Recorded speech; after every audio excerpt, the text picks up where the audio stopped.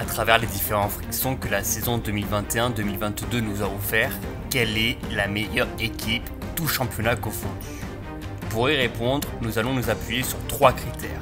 D'abord, le plus important, l'attribution de titres collectifs à la fin de la saison. Ensuite vient l'apport du jeu proposé, aussi bien offensivement que défensivement. Et enfin, un critère plus numérique avec la moyenne de points pris en championnat. Voici le top 10. 10e, le FC Barcelone.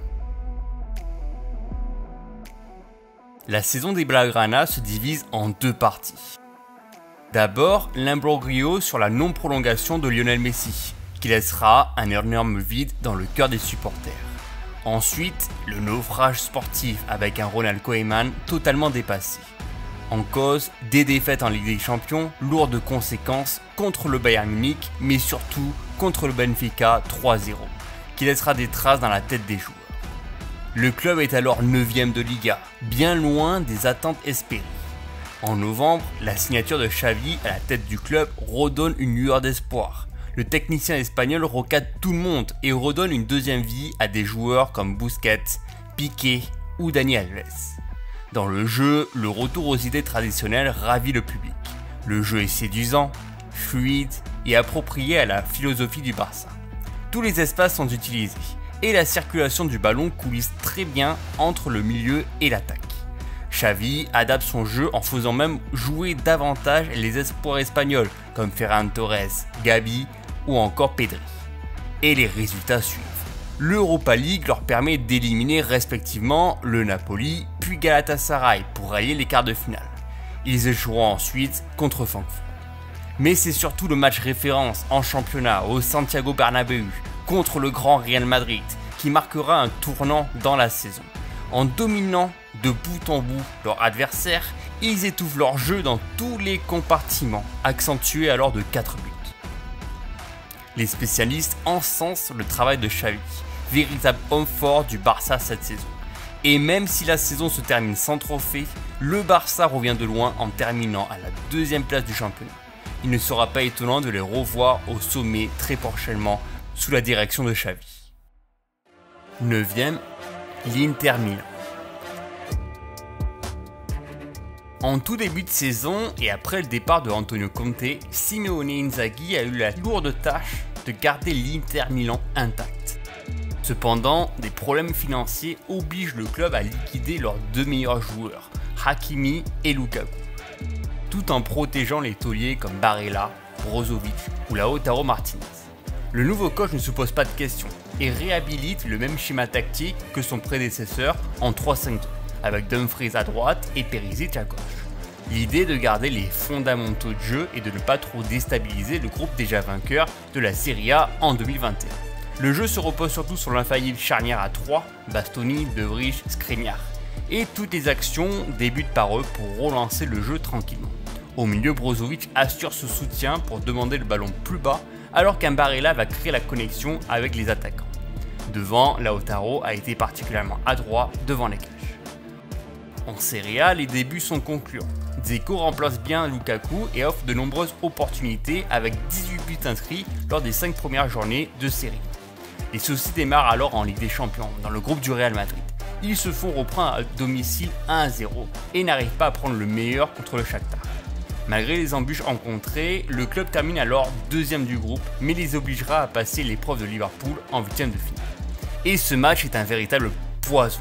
Pourtant dominateur et très fort derrière, l'Inter cède des espaces à Salah et oblige à concéder une défaite importante à domicile 2-0. Au retour, Lautaro Martinez aurait pu être le héros, mais les engagements agressifs de l'équipe obligent l'Inter à terminer la rencontre à 10 et se faire éliminer après un duel physique. En championnat, l'Inter pose beaucoup de problèmes aux rivaux milanais, et cette lutte à distance est palpitante jusqu'au dernier match. Pourtant, la défaite en confrontation directe de buts à 1 avec un Giroud historique laissera des coups amers aux hommes de Inzaghi. Ils prendront quand même leur revanche en demi-finale de la Coupe d'Italie avec une victoire sanglante 3-0, puis jusqu'au bout des prolongations en déjouant les plans de la Juve de Allegri pour une victoire historique 4-2 avec une libération du Croate Perisic, un dernier trophée qui sauvera alors la saison des Interistes et qui espère se renforcer davantage avant le début de la saison 2022-2023. 8e, le Milan AC. Il en aura fallu du temps pour le club lombard pour retrouver les sommets du football italien.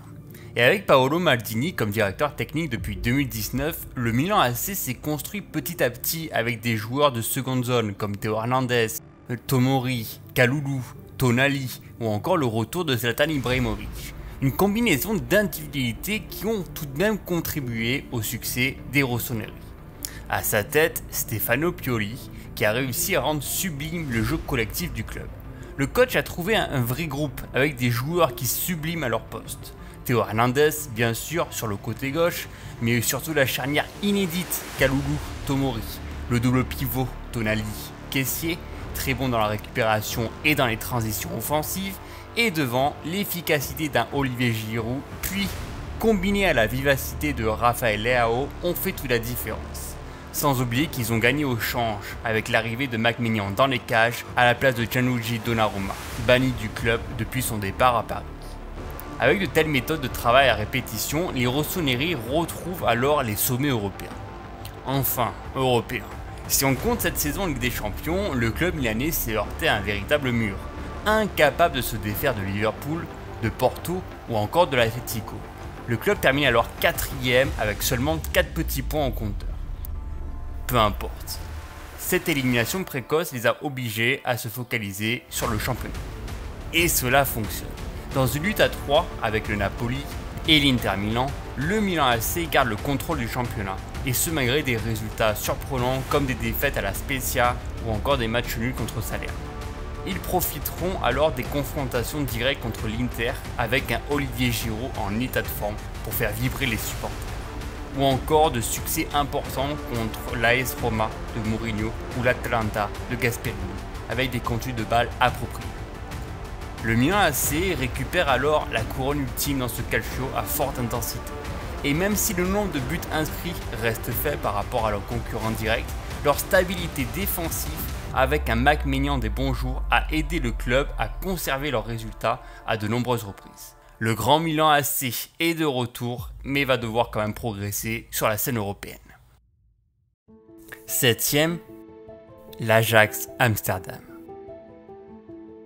Dans un championnat moins médiatisé que les autres, l'Ajax poursuit son ascension sous les ordres de Erik ten Hag. Malgré des départs chaque saison de joueurs talentueux comme ce fut le cas avec De Ligt, De Jong, Van de Beek ou encore David Neres cette année, le coach néerlandais s'attaque toujours à son effectif et rend une copie convenable.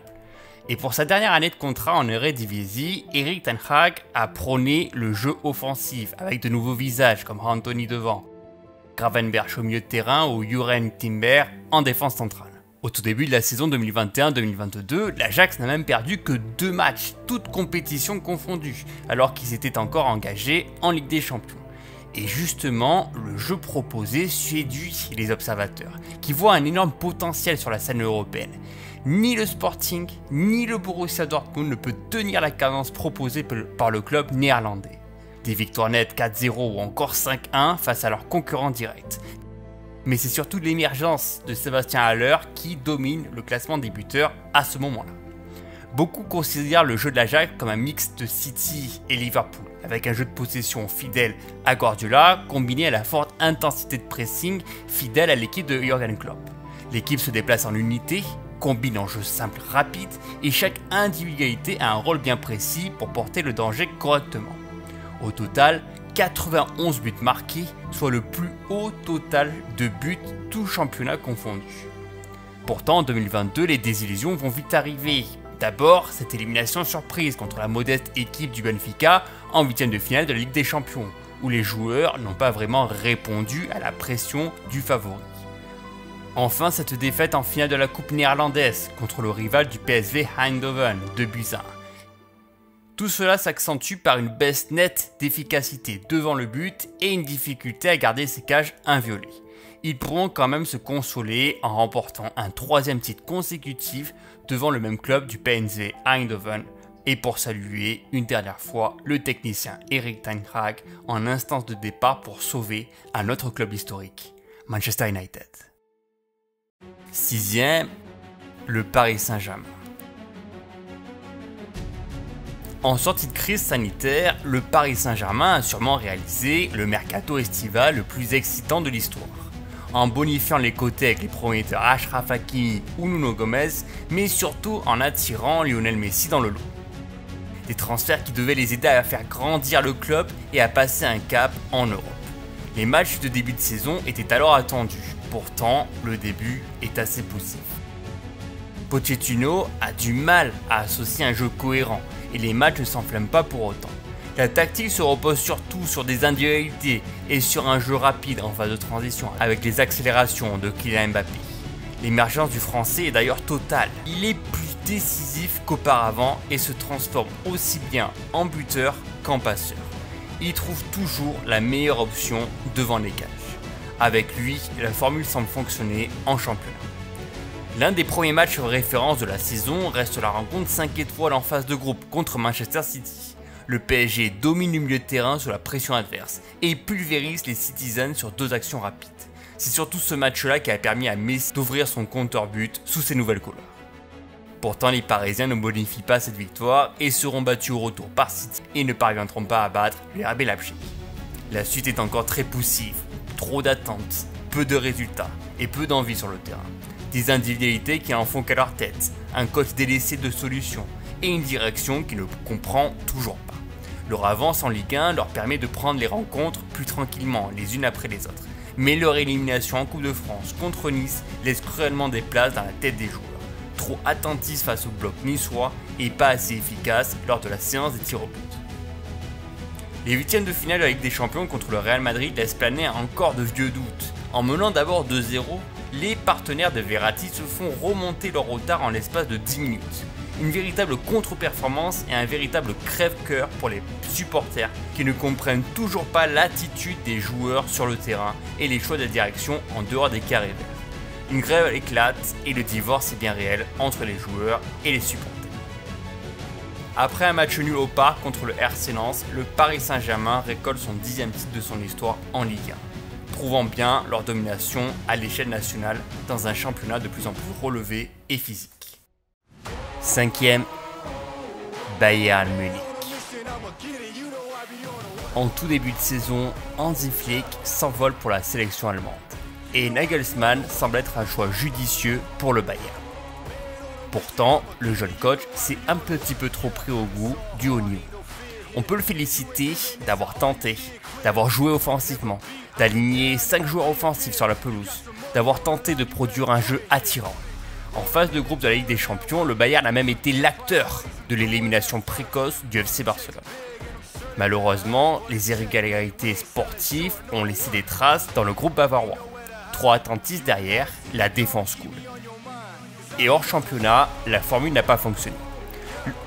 Pour exemple, le match du deuxième tour de la Coupe d'Allemagne contre le Borussia Mönchengladbach a été un choc pour la planète foot avec une défaite sanglante, 5-0, sans la capacité de réagir pendant la rencontre. Et bis repetita en Ligue des Champions, avec les matchs couperés. D'abord en difficulté au match aller contre Salzbourg, 1-1, puis insuffisant contre Villarreal en quart de finale, où leur manque d'efficacité devant le but n'a pas aidé le Bayern à prendre le dessus pendant 180 minutes. En parallèle, le club gère le championnat, et ce, malgré les blessures de tauliers comme Neuer ou Kimmich au cours de la saison. Le Bayern gagne des points précieux contre ses principaux rivaux comme le Borussia Dortmund, et ce même choc qui récompense le club pour la 10e fois consécutive en Bundesliga. 4e, Chelsea. En sortie de victoire en Ligue des Champions, suivi de l'arrivée de Romelu Lukaku devant pour bonifier les actions offensives, Chelsea avait toutes les armes pour être un véritable favori. Leur premier titre acquis lors de la Supercoupe d'Europe contre Villarreal en est le parfait exemple avec une véritable maîtrise et une séance de pénalty assurée. Les débuts en Première Ligue étaient prometteurs, des victoires sur Arsenal ou Tottenham ou bien encore un match nul encourageant contre Liverpool. Thomas Tuchel continue toujours à appliquer sa philosophie de jeu en 3-4-3 avec un milieu offensif et 2 avant-centres. La connexion entre chaque compartiment de jeu fonctionne et les individualités excellent. Le collectif est largement mis en avant et aussi bien les actions offensives que défensives impressionnent les observateurs. Mis à part un faux pas contre Manchester City, Chelsea s'accroche au trio de tête jusqu'à début décembre. Les Blues vont alors perdre le cap, aussi bien en interne qu'en externe. D'abord les blessures de Mount où Kanté n'aide pas à bonifier le milieu de terrain. Ensuite les déclarations de Lukaku qui clame son envie de retourner à l'Inter. En Ligue des Champions, la défaite contre la Juve et le match nul contre le Zénith obligent même les Blues à terminer deuxième de leur groupe. Pour assouvir leur supériorité aux yeux du monde, Chelsea remporte pour la première fois la Coupe du Monde des clubs par le plus petit des scores, devant le club modeste saoudien Al Hilal, puis en finale contre le club brésilien de Palmeiras. Un deuxième trophée international qui sauve la saison des Blues. Parce qu'ensuite, la guerre en Ukraine a eu un fort impact sur le club. Le propriétaire russe Roman Abramovich est même appelé par le gouvernement anglais à prendre sa démission et céder le club temporairement à la Commission Charity. Les comptes financiers du club sont alors gelés et cela pèse dans la tête des joueurs. Les matchs de coupe ne vont pas avoir la même ampleur. D'abord, l'élimination devant le Real Madrid en quart de finale laisse planer un goût amer de cette défaite, où ils ont laissé beaucoup trop d'espace à l'intenable Benzema à Stamford Bridge. Ensuite, les 2 finales nationales perdues contre Liverpool, après des scores nuls et vierges 0-0, malgré de l'intensité et une qualité de jeu augmentée. Chelsea termine alors 3e de Première Ligue, bien loin derrière les 2 concurrents directs, mais assure quand même une belle place européenne. 3e, Manchester City. La saison de Manchester City a été pleine de rebondissements. D'abord ces 2 défaites lors des 2 premiers matchs officiels, en finale de la Community Shield, puis contre Tottenham en championnat. 2 défaites qui annonçaient la couleur des Citizens après avoir échoué à recruter un avant-centre de choix. Pourtant, Guardiola ne s'est jamais démonté. Le coach catalan a dû ficeler comme il le pouvait dans ce groupe, souvent impacté par les blessures ou par manque de joueurs au poste de prédilection. Toujours dans son 4-3-3 habituel avec toujours la même volonté de conserver la balle le plus souvent possible. City et tous ses adversaires dans des combinaisons de passes, mais aussi grâce à sa forte pression à la perte de balle. Le jeu en mouvement et en alternance entre les joueurs ont servi à déstabiliser le jeu adverse. L'idée est de se créer un maximum d'occasions et avec un Foden en faux neuf, la vista de De Bruyne, l'activité débordante de Bernardo ou les percussions de Mahrez ou encore la clairvoyance de Cancelo, City a fait valoir sa qualité en tout point. Entre-temps, le 5e match de groupe contre le Paris Saint-Germain fait figure de test. Dans un Etihad plein à craquer, les Citizens font circuler la balle et étouffent le jeu parisien. Ils se procurent de nombreuses occasions et Donnarumma doit s'employer à de nombreuses reprises. Finalement, la passe en retrait somptueuse de Bernardo pour Jesus offre la victoire et la première place de groupe. En championnat, City ne cède aucun espace à ses concurrents directs. Une victoire importante contre Chelsea, mais aussi un bon point pris à Anfield contre Liverpool, associé à des dominations contre Manchester United ou Arsenal. Tout semble aller pour le mieux avec une efficacité offensive accrue. En janvier, avec 2 matchs d'avance, Manchester City compte même 14 points d'avance sur le 2e Liverpool. Mais la course-virage et la pression se fait ressentir, en perdant notamment des points contre Southampton ou Tottenham. Entre-temps, les phases finales de la Ligue des Champions offrent une lutte physique contre l'Atlético, où la défense a été mise à contribution, mais surtout la demi-finale contre le Real Madrid. Guardiola a osé le pari fou de jouer vers l'avant, quitte à encaisser énormément de buts. Sa volonté de toujours jouer les coups à fond aurait pu être bénéfique, mais l'abcès psychologique a pris le dessus dans les dernières minutes pour concéder une élimination à la 95e minute. Un véritable échec qui ne doit surtout pas avoir de conséquences pour la suite. Et avec un seul point d'avance en championnat, City maîtrise et surtout gère la différence de buts. Lors de la dernière journée contre Aston Villa à domicile, City retombe dans les travers psychologiques et encaisse 2 buts rapidement. Mais une grande équipe ne tombe jamais 2 fois d'affilée. En 5 minutes, Gundogan marquera une première fois, puis Rodri avec une grosse frappe au ras du sol, et enfin encore une fois Gundogan après un débordement de De Bruyne. Manchester City a tremblé, mais Manchester City a vaincu. les voilà champions de Première Ligue, le 4e trophée en 5 ans, assurant une véritable dynastie en Angleterre. Deuxième, le Real Madrid. Après une saison précédente sans titre, le Real Madrid redonne confiance à Carlo Ancelotti. Lui qui avait déjà remporté la Décima en 2014 retrouve un groupe qu'il connaît déjà. Pourtant, en début de saison, la formule tactique a du mal à impressionner. Le Real Madrid gagne, mais sans réelle conviction. Les coups d'éclat de Karim Benzema permettent aux Madridiens de garder le cap. Les victoires sont là, mais restent poussifs. Ancelotti utilise le même schéma tactique que Zidane, c'est-à-dire un 4-3-3 avec un avant-centre qui dézone beaucoup et des ailiers censés apporter de la vitalité.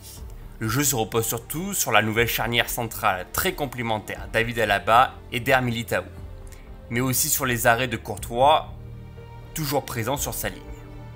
Enfin au milieu, le même trio Modric, Casemiro, Kroos, ils sont là pour aider leurs partenaires. Karim Benzema, lui, ne se contente pas seulement de marquer, il aide aussi Vinicius à s'imposer sur son côté. Le Real Madrid prend rapidement les commandes de la Liga en profitant des faux pas de leurs principaux concurrents Atlético ou Barcelonais. Ils se font alors surprendre en Ligue des Champions, à domicile contre la modeste équipe du Sheriff. Un résultat étonnant qui a longtemps fait parler de lui, avec notamment une attaque amorphe ce jour-là. Ce faux pas n'a finalement aucune conséquence sur leur campagne européenne. Le premier classico de la saison donnera l'avantage aux Madrilènes sur la pelouse du Camp Nou. David Alaba ouvrira le score sur un missile envoyé depuis son côté gauche. Une véritable démonstration de force des hommes de Ancelotti qui prend ses aises en Liga. Les succès se poursuivent en Supercoupe d'Espagne. D'abord lors des prolongations contre le FC Barcelone. Valverde profite d'un centre en retrait de Rodrigo pour se retrouver bien démarqué des défenseurs et libérer son club. En finale, ils s'en sortiront facilement contre l'Athletic Bilbao dans une finale fortement dominée où chaque espace est négocié à la perfection. Modric ouvrira le score, Benzema fera le break et Courtois maintiendra son équipe en vie. Une super coupe qui sera célébrée comme il se doit à Madrid. Malgré une défaite contre le Barça au retour, le Real Madrid profite de son avance de 13 points pour s'octroyer une nouvelle Liga à son compteur. Ils auront réussi à déjouer les plans de leur adversaire, notamment avec une remontada de 2 buts contre le CIFC ou bien une victoire écrasante 4-1 contre la Real Sociedad. Ils battent alors le record de soulever leur 35e Liga de leur histoire avec 86 points au total. La campagne en Ligue des Champions est surprenante. Que ce soit contre le PSG, Chelsea, puis Manchester City, le Real Madrid a cédé le jeu à leur adversaire, mais a toujours trouvé la faille adverse pour planter un but dans un moment opportun. 3 minutes suffisent contre le Paris Saint-Germain et seulement 2 minutes contre City en demi-finale. Le Real Madrid n'a jamais montré de signe de faiblesse et a fait preuve d'une grande force mentale pour se qualifier en finale. Et même s'ils ont été dominés contre Liverpool, Vinicius profite d'un centre de Valverde pour crucifier le club anglais et permettre au Real Madrid de soulever leur 14e Ligue des Champions de leur histoire. Les Madriennes accentuent encore plus ce record historique. Premier, Liverpool. Après une saison 2020-2021 marquée par les échecs et les blessures, Liverpool avait pour ambition de briller de nouveau. Dans un système identique et avec les mêmes éléments sur le terrain, Jürgen Klopp a pourtant poussé sur le pressing haut de ses joueurs, quitte à ce que la charnière centrale Van Dijk-Matip se retrouve au milieu de terrain et que les deux latéraux Robertson et Alexander-Arnold se retrouvent aux abords de la surface adverse. La circulation du ballon est toujours aussi fluide. Le jeu se construit proprement et on cherche toujours à trouver un partenaire dans l'axe. Le surnom offensif offre de nombreuses solutions et les occasions de but y sont multiples. Aussi bien Salah, Mané que Jota ont su ajuster leur tir dans ces moments-là. Klopp a réussi à rendre un Liverpool esthétique, capable de prendre le dessus physiquement et mentalement et de toujours retourner un match en leur faveur. Dans ce contexte, Liverpool n'a réalisé aucun faux pas en Première Ligue. Toujours dominateur, Mohamed Salah a même conduit son équipe vers les succès, avec notamment une très belle victoire contre le rival historique de Manchester United où la différence de niveau était notable. Une telle force est aussi ressentie dans le groupe B de la Ligue des Champions, pourtant composé du Milan AC, de l'Atlético et du FC Porto. Les Reds n'ont pas tremblé pour amasser les 18 points possibles. En 2022, juste après une défaite pénalisante contre Leicester, Liverpool revient plus fort. Même s'ils doivent composer sans leur star africaine, Jürgen Klopp arrive à s'adapter au championnat et tente de diminuer l'écart de points qui les sépare avec City. En parallèle, les finales de la Cup contre Chelsea est un véritable récital. Malgré le 0-0, les deux équipes ont livré une prestation de haut vol en multipliant les actions et en mettant l'intensité suffisante. Ce sera alors la première victoire mentale pour Jürgen Klopp avec un premier trophée historique. L'autre finale de la FA Cup contre la même équipe de Chelsea est une copie conforme du premier match. Liverpool a longtemps poussé, mais s'est souvent heurté face à un bon Mendy. Liverpool prouve une nouvelle fois leur ascendant psychologique en s'imposant au tir au but. La saison aurait pu être encore plus folle, Liverpool aurait pu réaliser le triplé championnat-coupe. Les Reds y ont cru jusqu'au bout, ils ont mis la pression sur City. Au total, ils comptabilisent alors 92 points sur le deuxième plus haut nombre de points, tout championnat confondu. Ils peuvent nourrir de regrets, mais la rivalité Guardiola-Klopp est ce qu'il y a de plus excitant en termes de football cette saison. Le parcours européen semble plus accessible, tombeur du Benfica en quart de finale puis de Villarreal en demi-finale. Malgré une légère frayeur au match retour, Liverpool a fait preuve de mental pour remonter le score à 3-2 et afin de rallier la troisième finale de Ligue des Champions en seulement 5 ans. Dans cette finale, les Reds ont mis de l'intensité pour tenter de perforer la défense madrilène. En vain. Courtois était beaucoup trop fort. Liverpool a tenté, mais doit céder une nouvelle fois contre le Real Madrid, comme en 2018. Néanmoins, Liverpool a sûrement produit le plus beau football de l'année 2022 et mérite cette première place.